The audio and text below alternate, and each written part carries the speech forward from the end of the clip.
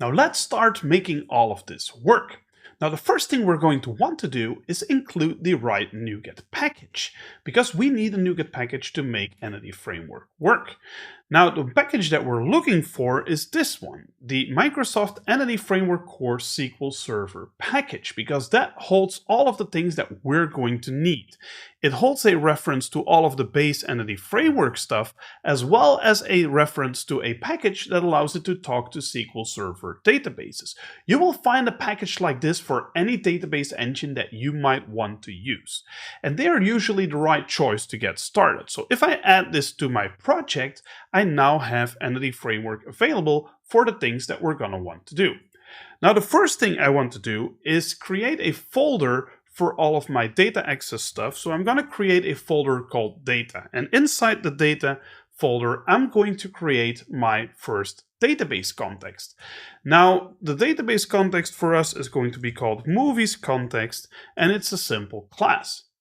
Now, for this to actually behave like a DB context for Entity Framework, it's going to need to be inheriting from the DB context base class. And we now have that available because we just installed the packages. And believe it or not, this is now a database context that could work for Entity Framework. It's just not doing anything and it doesn't know about any models yet.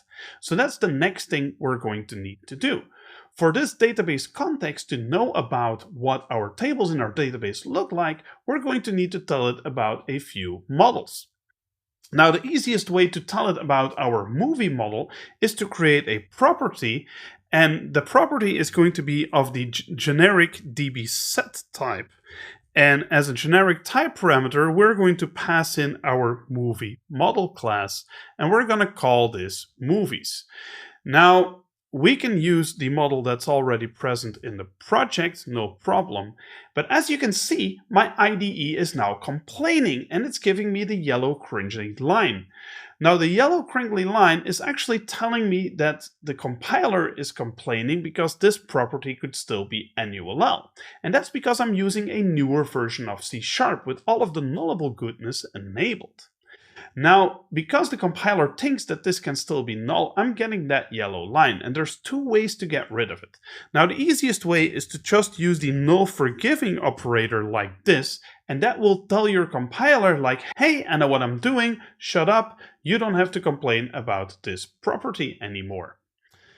Now, this is not the cleanest way to do it. I don't like how this expresses the intent of what this is supposed to do. And you're rarely going to be setting to a dbSet property in Entity Framework because the framework will actually set the property for you. So if you want to modify this in a way that expresses the intent way better, I'm going to make this a getOnly property, and that getOnly property is going to use the protected method set. And if I use the set method, I can actually get a non-nullable dbSet all of the time. And this also gets rid of that compiler warning, but it's way cleaner and it expresses the intent of the code way better. I've moved to doing this on all of my .NET 6 and later code to make sure that I can use the nullable stuff with my DB contexts. Now, you may have noticed that our model class doesn't use any specific base class, and that's because they don't have to. A model class is just going to have properties for all of the fields in our database. So the properties that you're going to see here, they are going to be the columns inside our database once we get everything up and running.